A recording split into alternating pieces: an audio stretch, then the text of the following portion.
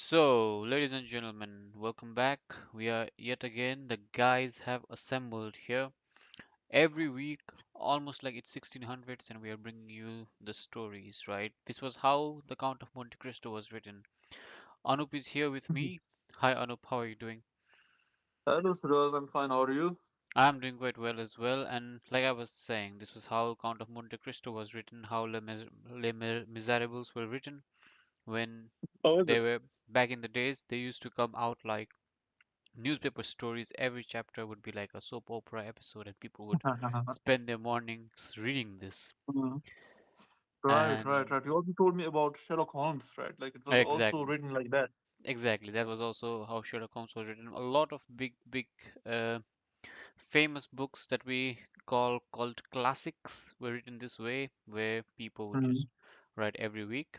In their process, they would probably edit more of their stuffs in between mm, before every publish, but mm, in our case, we haven't done that. In our case, we are providing you the raw thing exactly there. And if you want a mm, polish item, you will have to hope that first we finish this.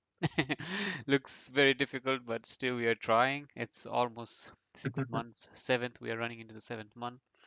And then, yeah, we have to uh, edit it and publish it somehow, but that's something for the future. But we are continuing this, and I'm very happy to say that even though it's one paragraph a week, we are slowly moving the story, right? The plot thickens a little bit at a time.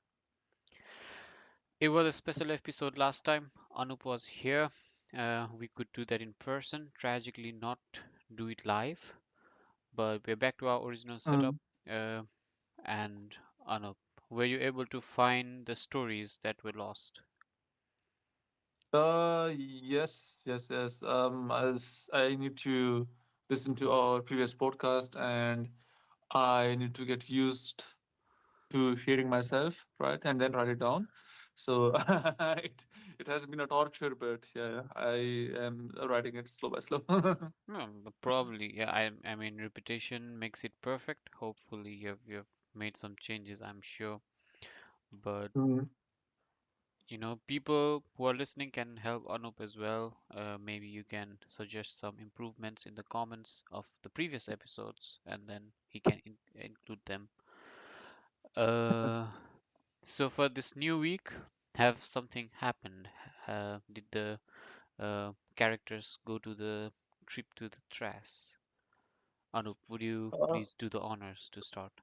Sure, sure, sure, sure. Where were we last week?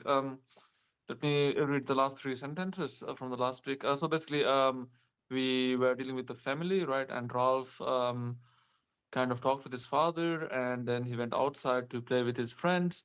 Um, and then, like, he came there, and then he told his friends excitedly what he got to know from the trash, right? So let me start there. Why are you so late? Asked Martin. My mom and dad talked longer than usual, was his answer. But I got something new about the trash, said Ralph. No way, exclaimed Tommy. Ralph then began telling them what his father told him. He told them about the rules. He also told what his father told him after his mom and his sister left the kitchen. The eyes of the boys widened. There is no way. I thought the incinerator was a myth. That mom and dad used to scare us, said Tommy. I think your old man was daydreaming, said Martin. Shut up, it's the truth, said Rolf. Anyways, we should go to the forest to our meeting point, said Martin. The boys then jumped on the bike and then they started their trip to the Red Forest. Sophia and Anna were solving some puzzles. It was a puzzle of an orange tiger. They solved a lot of puzzles together. There was a 3D globus and also a windmill. But Anna always liked solving the tiger puzzle. As they were solving the puzzle, Anna slowly started to think about the trash again. Maybe it was the stripes of the tiger that led her to the thought of the prison bars. She was getting silent again. Darling, is something wrong with you? Asked Sophia. It's nothing, Mom, replied Anna. It's about the trash, isn't it? Let's talk about it and get it off of your heart, said Sophia. I don't understand why the people there are being treated like that. Dad don't even consider them as humans. We act like they're animals. After a brief sigh, Sophia said, they're not animals, and your dad don't mean that. It is just that treating them as we treat them make things uncomplicated. Uncomplicated? How do you mean it? Asked Anna. Sophia closed the door from inside, and she gave a small gesture. Anna knew that they should talk in a silent voice now. Back in the days, the rules were not as strict as now. People from trash and us coexisted in harmony.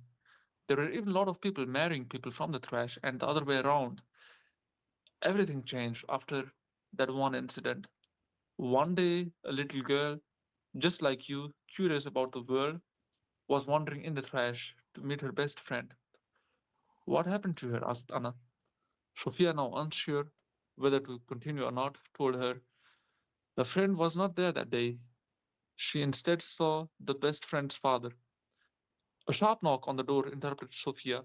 Hey, you two, why is the door unlocked? Said Wilhelm. We were solving some puzzles and having girls talk, said Sophia while opening the door. I don't see my cigar box around. Do you know where I kept it? Said Wilhelm. I moved it to the small shelf near sofa, said Sophia. I told you not to move my I told you not to move around my things, said Wilhelm, slightly annoyed. Are you done with your homework? Asked Wilhelm to Anna. Dad, today is Saturday, protested Anna. So this is my part, Siraj, for this Whoa, week. okay. That was such a that was such an interruption. I really looked look forward to hearing the mom's story, but we have to wait for one more week, guys. One more week. The lore thickens, and our writer is yeah, is really cooking something here.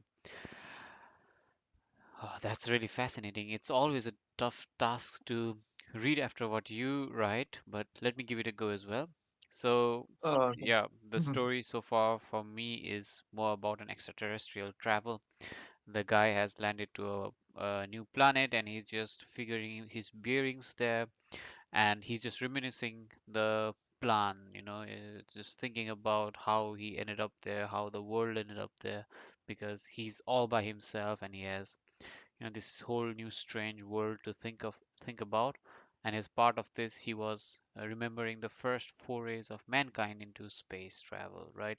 How the private space company space tourism had uh, hoodwinked people into traveling to Mars, and then these amateurs got stranded there and they died and their body was recovered frozen crisp due to the space cold.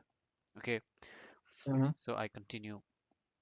This resulted in a public outcry and one of the biggest political gamble. The US government, the government of USA declassified all of the technology in an effort to save face. The government was in its least popular phase yet and was facing unrest across the country. The oligarchy had burned thousands of dollars only to be bailed out by the government. The basic needs were monopolized by a handful. The haves were above the law, and there was little to no action against the massive corporations and the corruptions. The whole country was at a boiling point. The situation was exacerbated when a bunch of tourists were lied to about the safety of the space mission and were aggressively marketed to spend their life savings in it. It was like the Hunger Games. The society was at a boiling point and people were on the edge. Then the news dropped about the accident. The private company, in their foolhardy attempt to sound relatable, revealed that the accident was cause of a miscalculation. It turned into the let them eat cake moment. People started rioting around the country. Shops were looted, tires were burned, and schools were closed. The society refused to agree to the existing norms. The people were up in arms, and the only thing was left for people to go into a civil war. The only thing the only thing missing was the organization and the leader to inspire the common people.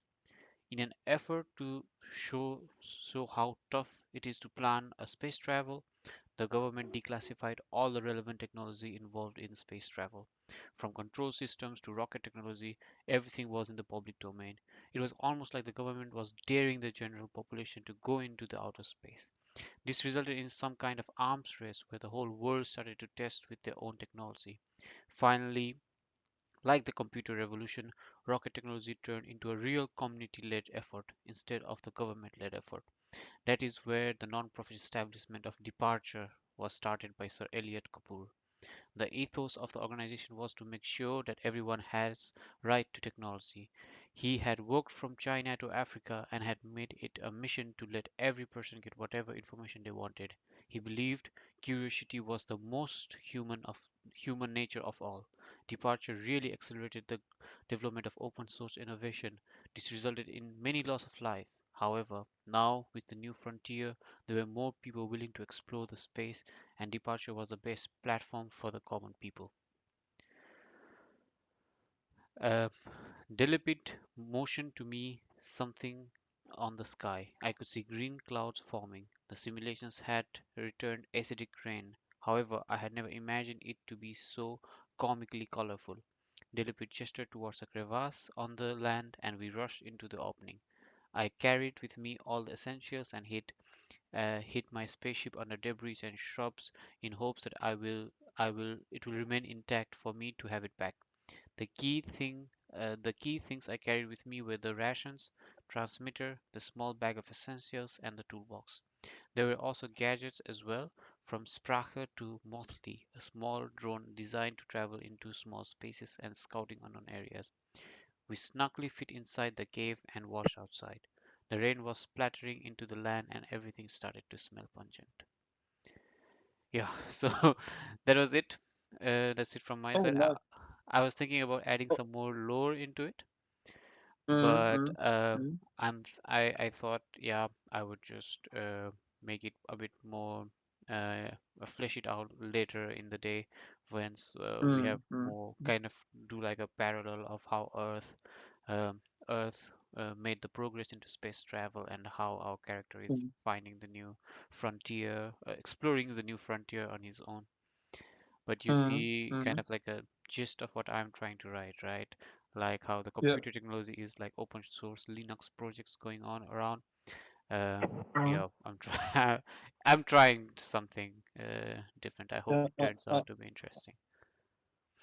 No, no, no. It was nice to have some context now, like how it all started, right? So yeah, quite fascinating. Yeah. I have also made some changes to the start, trying to tie the things up together. But this has been a good exercise for me, at least, because Mm. the more I go into the story, the more there are things I need to tie up at the start of the story sorry, for everything to make sense, and Mhm. it gives me some excuse to go back and then chop and change things. So yeah, it's been quite fun, to be honest. I didn't expect to continue writing, but Mm. and I didn't expect it to be so challenging. So I have to be a bit more respectful of the writers we have been so so critical of. But Yes, yes. Yeah, yeah, I know what you yeah, mean. it's been quite a fascinating experience so far. Yeah, yeah, it's quite nice. So how about yourself? How do you find writing? It's quite nice. I think like now and then some of my sentences need some polishing, right? Because I think they make sense because I think in three different languages, right? Sometimes in Nepali, sometimes in German, and sometimes in English, right? And Mm, and then I get some gibberish sentence sometimes, right? And mm, for me it makes sense, but then after looking at it closely, I kind of realized that it doesn't make sense at all. Right? So, mm. I that's can there, but it's quite a fun experience. I can Tell me. imagine. I can imagine. Mhm. Okay, so yeah, hopefully we'll continue this. I'm thinking about doing making this a bit more structured and probably write maybe 15 minutes a day. At least work on Mhm. this at least 15 minutes a day, kind of like Mhm. uh, yeah, making it more regular. Currently I write, I don't know how your writing Mhm. regiment is, but I write like 1 hour a week, or before our meeting, when we plan the previous day, I write for 1 hour and then Mhm. read some part of what I have already written. But now Mhm. with this recent chapter, because I think Mhm. I I enjoyed writing this part, thinking of a bunch of stuffs for it, and Mm. then uh, I thought maybe it makes more sense to write 15 minutes every day and see how well I can do it. Yeah. What about your writing regimen? Maybe you can give some of our listeners how how do you write? Are you also like me, a last night uh, uh, merchant who just in your last moment write everything, or are you more structured that you have stuffs you're working at? I'm definitely like you, because I also think about what I can put inside, right? So I told you, I think, I know how I want it to end, right? The Yeah. story. Mm, So right now we are doing what I am basically doing is the world building. So mm, what happens is like in the beginning of the week, I kind of think about two, three things that I want to write, mm, right? But I I wait until the last moment to mm, kind of connect those two to three things to make a passage or a page, right? mm, mm, So that's how it goes usually in my case. mm. Yeah, yeah. I feel that's something kind of what I do as well. That I'm thinking about it Mm, randomly, or when I'm just talking with some friends about this science stuffs and so on, and mm, yeah, come up with an idea. Uh, make a mental note. Don't really write on any physical devices, and then try to scrap mm. back whatever I thought. Oh, what was that I thought about? Oh, this idea sounded really good. I don't remember it anymore. So a bit a bit more structure would probably help. So, but Yeah, that's definitely. it from By the my way, yeah, yeah. I want to tell you something. I found the fragments of so basically last time I told you, right? Like, oh, the that one version I have it on my other computer, Yeah, right? yeah, So and then I rewrote it again. yeah. And now I kind of read it today again, Mm, mm, and it it kind of is different, right? Like the context is same, but I kind of see now that the names are kind of mixed up, I right? can imagine. Yeah. So it's quite funny. I can imagine. So yeah, Yeah. this would be one of the excuses for people to ask for the final version, just so that they can Yeah. compare what they heard and what they listened to. So probably for the two people who are listening to our video, I can see you Uh, in the YouTube analytics. Maybe yeah. once the book is done, you can ask for a copy and we will send it to you and you can compare where we bullshitted our way, where we made changed into the text that we actually read. Yeah. So thank you very much, Anup. It's always a pleasure doing this with you. Until next week, Thank you for hopefully having me. that we can continue with this and give this some distance. So Yeah. thank you very much and have a nice evening. Thank you, guys. Have a nice evening. See you guys.